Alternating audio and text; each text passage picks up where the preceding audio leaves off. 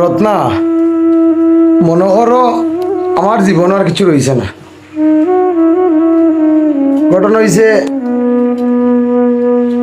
বাচ্চা কাচ্চা পাইলে নানি মানুষের জীবন অন্যরকম হয়ে যায়। আমার মা যখন আসলা তখন আমার এতটা গাত লাগছে না, বুঝছো কি তা হয়েছে। অনেক সময় বাজার লাগলেও কইছেন না, না লাগলেও কইছেন না, কিতা হইছ নি।